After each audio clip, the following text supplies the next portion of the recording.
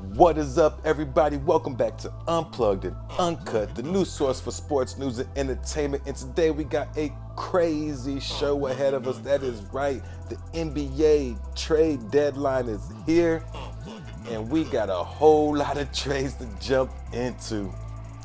But before we get started, make sure you hit that subscribe button. We are giving away the PlayStation 5 and a game of your choice right when we hit that 100,000 point on the subscribers. And all you got to do to win is be a subscriber and leave comments in the comment section. But man, without further ado, the trade deadline frenzy did not let us down. We've been talking about all type of multiple trades throughout the year that could go down, and none of them happened, and that's okay, but we knew there was going to be some multi-team trades. The landscape of the NBA has been changed. So let's get into a couple of moves that have been made. And I want to get into one team real quickly, the Sacramento Kings. Man, these boys, the Sacramento King fans and some of the media have given their trades a bad grade. But I'm going to let you guys know why I think the Kings did okay. So the fans are mad and upset, but watch when the dust settles.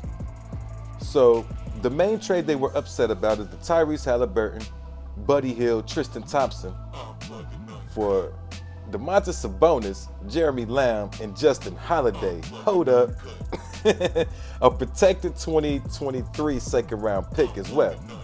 Now, I know Tyrese Halliburton is dripping with talent and potential, but Sabonis is a bona fide all-star. So Sacramento King fans, calm down.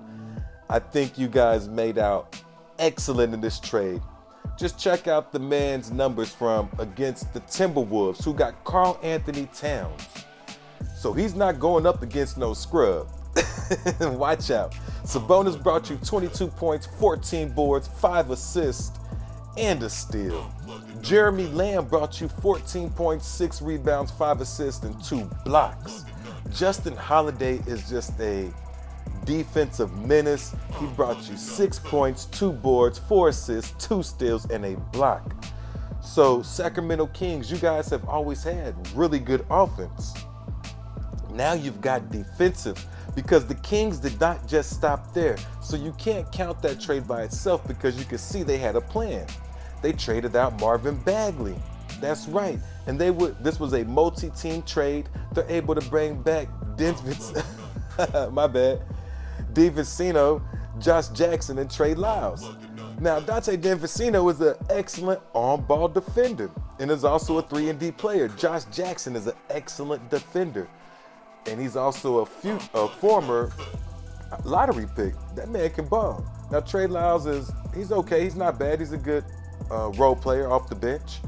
But Sacramento, guys, you guys did really well in this trade. Don't let nobody tell you otherwise. I actually graded the Sacramento Kings overall trade madness as a A. They get an A for their trade moves, guys. I know they lost Tyrese Halliburton and Buddy Hield, but you bring in a bona fide all-star, and you bring in some lockdown defenders to help offset that killer offense that you already got, because the Kings can ball. De'Aaron Fox, Sabonis, they're going to get some buckets. Not to mention Harrison Barnes and the rest of the squad. So I like what the Kings did. Now, I just wanted to break that down. I am going to get into each individual teams, but there's just too many trades coming through, guys. So we're just going to get into it. Like right now, the trade deadline has passed, and there are still reports that are going to be coming in about these trades. The Celtics have just traded Dennis Schroeder to the Rockets for Daniel Theis. Now, my bad. Now, they're also sending Enz Freedom and Bruno Fernando to Houston as well. So that's a trade. But here goes a big trade that just happened as well. The Unicorn, Kristaps Porzingis, is heading to the Washington Wizards.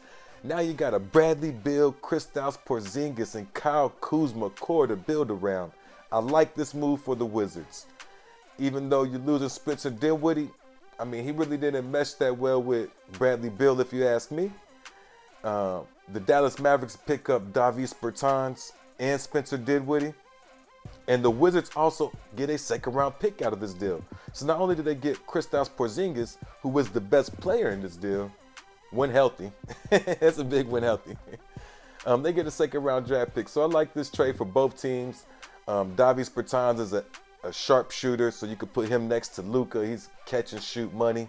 Spencer Dinwiddie could take some of the ball handling pressure off of your boy Luka as well.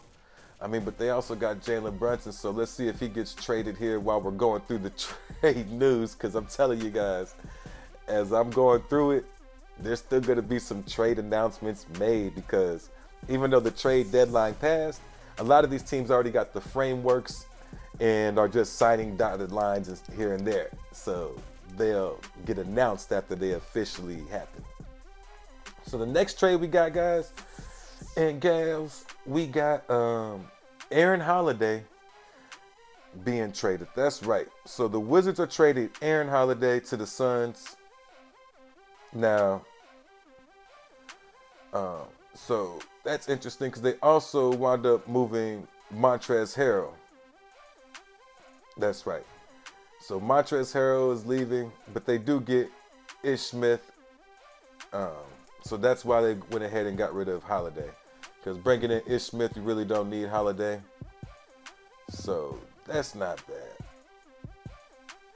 But that's not a bad trade at all for either team. I can see why the Wizards make this trade. Because if you're going to move off of Aaron Holiday, then you definitely want to have an Ish Smith coming in to be that guard. All right, so next trade we got, we just mentioned the Montrezl Harrell is leaving the Washington Wizards, and that's how they got Ish Smith. They also get Vernon Carey out of this deal as well, so that's not a bad trade. Now, the Hornets really could use some bigs.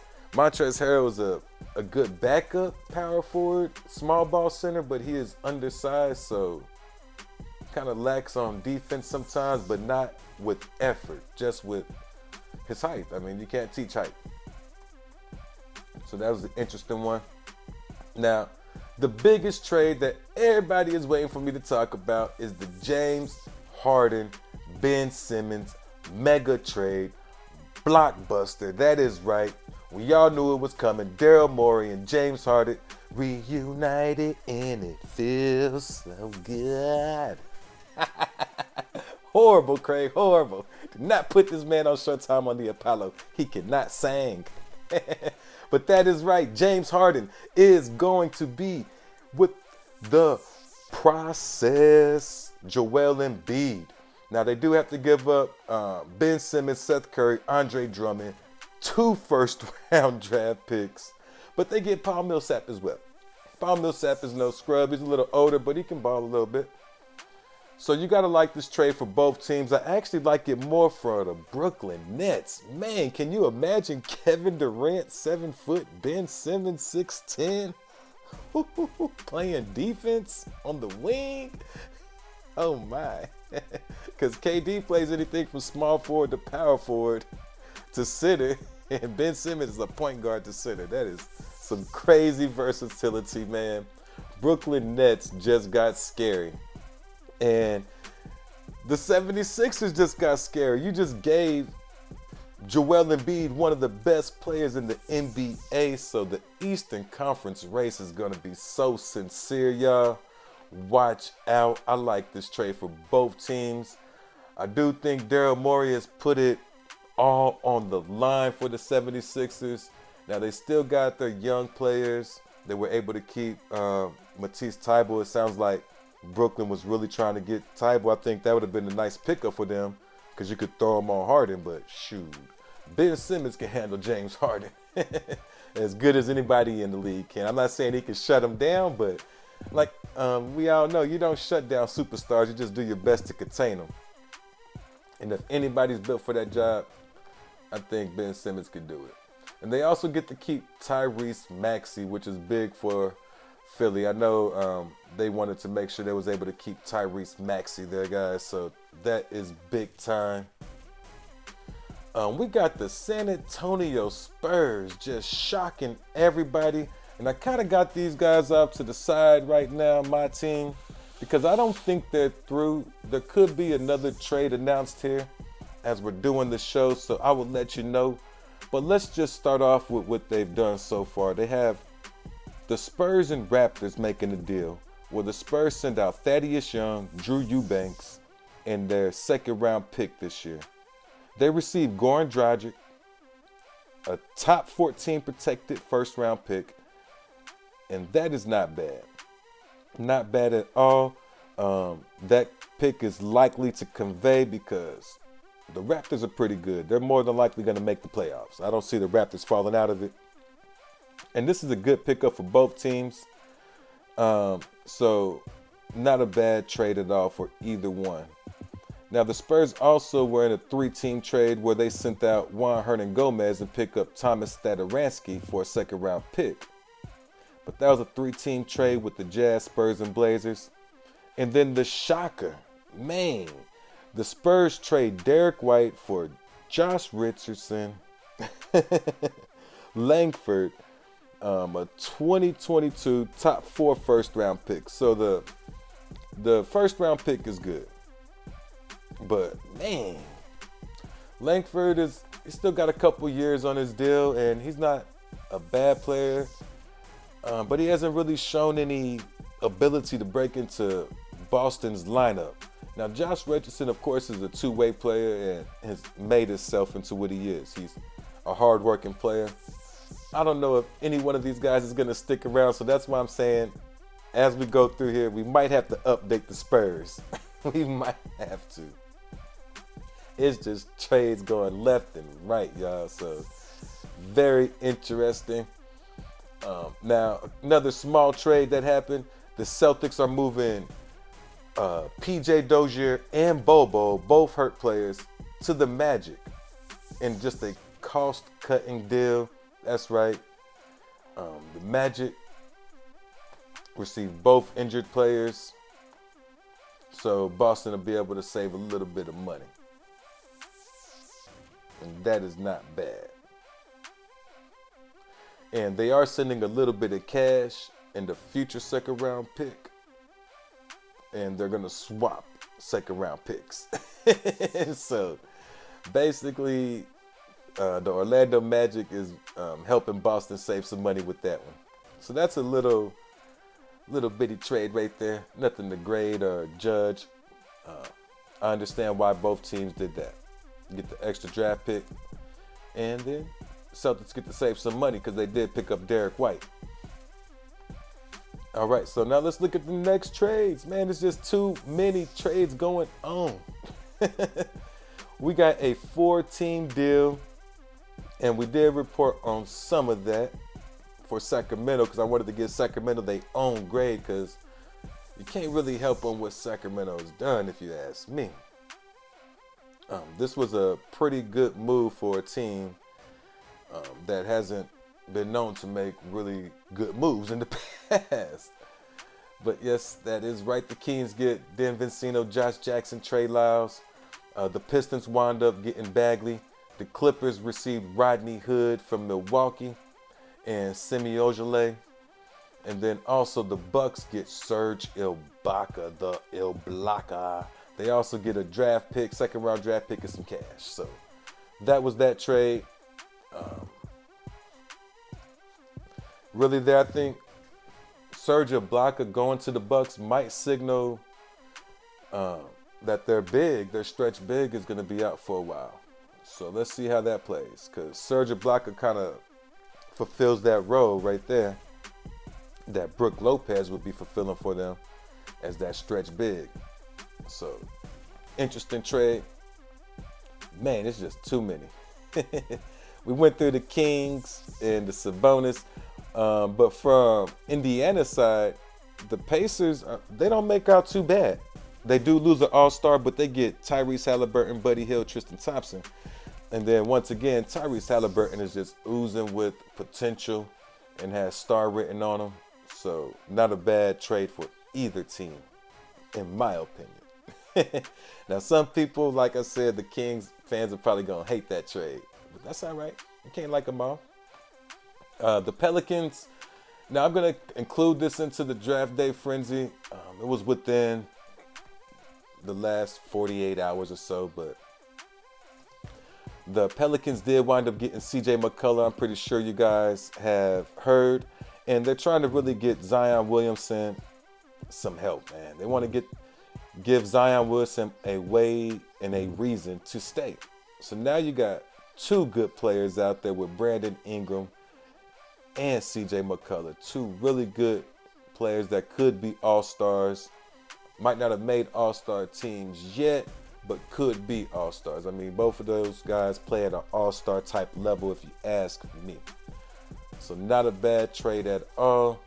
And I can see why they're doing that, because you want to give Zion Williamson, look, hey man, we're close to making the playoffs without you. We just got young McBuckets and CJ McCollum. Now he's a little older, but he's still like, what, 30, 31, not too old. So I like that trade. All right, so let's get into the next one, because there's like a 500,000. 1 million trades. All right, so the next one we got, guys, let's see. I lost it. Oh, okay, so this one hasn't actually happened, but it could happen. This is one of the ones I'm looking to see if it happens, and that's if the Spurs send Jakob Poeltl to the Hornets for P.J. Washington and Kai Jones. Now, this trade is being hung up on a draft pick and the draft compensation, but let's keep looking out for this one and see if anything happens there with the trades and the trade deadline already passing us. All right, because I think the Hornets could really use a good starting caliber defensive-minded center to play with their young and exciting players to help back them up in the paint if they get blown by when they're going gambling for steals. Because Jakob Poeltl was already used to playing with a player like DeJounte Murray that gambles for steals, so he'll be able to help back them up there and be that last line of defense. But we got to see if that's going to happen. And it looks like Jeremy Grant is also staying put. I know a lot of people thought the Pistons might trade him, but he is staying put. So he could be on the move come draft time. Would not be surprised to see Jeremy Grant moved around that time. So we'll watch out for that. All right. It said that the Portland Trailblazers were interested in Jeremy Grant. The Pacers, Wizards, Lakers, Jazz, Kings, Bulls, and Wolves were other teams that were interested in him as well. However, they just weren't able to get anything done there. Not one thing, y'all. All right. So as you can see, it's just a lot of trades to break down. We are gonna grade the all the trades later on.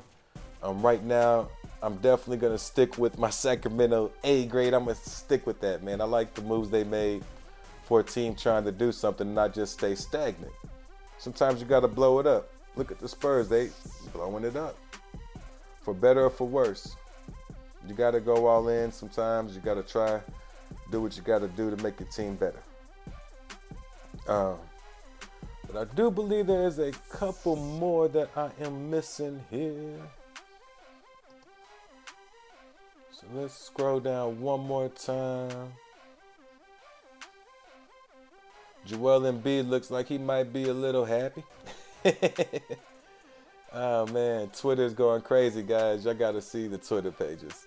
All right, so that's the Romeo Langford. We went through that one. We went through the Dante Vincino. Oh, the new jerseys are up already for the new players. Fans don't waste no time making jerseys, man. Also in that Toronto trade that I mentioned earlier, guys, Drew Eubanks from the Spurs is also going in that deal to Toronto. Did forget to mention that. Man, it's just so many players being swapped. It is crazy. Oh man, but yes sir. I didn't see anything for the Lakers. I did notice they were trying to make moves. They were calling people, guys, but I did not see any Lakers trades that actually have come through the line. Now, like I said, they're gonna keep coming through. There's so many trades that are still being finalized, like the Pacers and the Suns swapped Torrey Craig and Jalen Smith. Like, these trades are coming through and they're being finalized. Now, I like that trade for the Suns. Torrey Craig is a good on-ball defender and can get buckets every now and then for you. And they really weren't playing Jalen Smith. And the Pacers get to take a flyer on Jalen Smith. Now, they can't offer him much money because of what, of course, the Suns decided not to extend his contract. Not extend it, but offer the rookie scale, because you do got to do that in advance when you're going to guarantee that rookie scale contract. So they didn't do that, and that makes it to where he's a unrestricted free agent, and the most the Pacers can offer him is a little under $5 million. But it gives you a chance to have an inside look to see if it's even worth offering that money too. And we'll see what the market is for Jalen Smith. It might not be big, so $5 million might be more than he's even going to get on the actual market. So that's not a bad deal at all. Guys, so right now, I think that is all the trades that have happened. Big day. But like I said, they are still coming through. They are still coming through. I do believe we mentioned the Aaron Holiday also going to the Suns from the Wizards. If I didn't, I apologize. But man, so what I'm gonna do is I'm gonna look at all the trades, and then we're gonna go ahead and grade the teams that made trades, and see all their transactions. If it was just one transaction, we'll grade that one. If it was multiple transactions, we'll go ahead and grade that team's overall transactions and not just consider it that one, so we can see how they fared at the trade deadline. And then we'll check to see how the teams look going forward, because some of these teams look a lot better and some look like they tanking. And we ain't calling out nobody's names. We won't say who's tanking and who's trying to make it. I mean, it's kind of obvious just looking at the moves being made. So I will look in the comments to see what you guys have to say about all the trades that have happened so far. And then I will get to working on the updated video for you guys. That way y'all can check out my actual grades for every individual team. Right now, I got the A going to Sacramento Kings.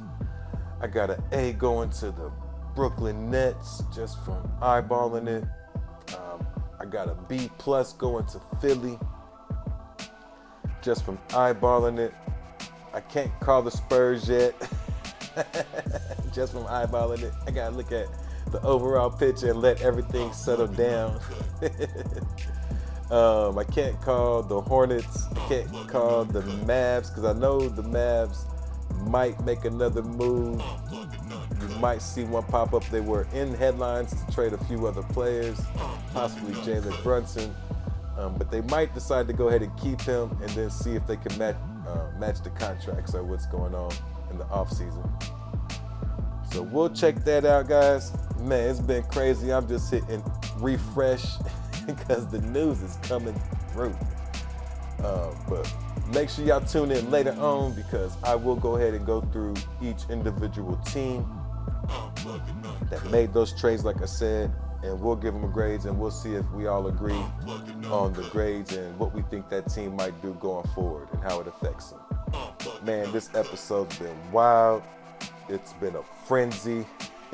Trade here, trade there. But your boy out. Man, peace.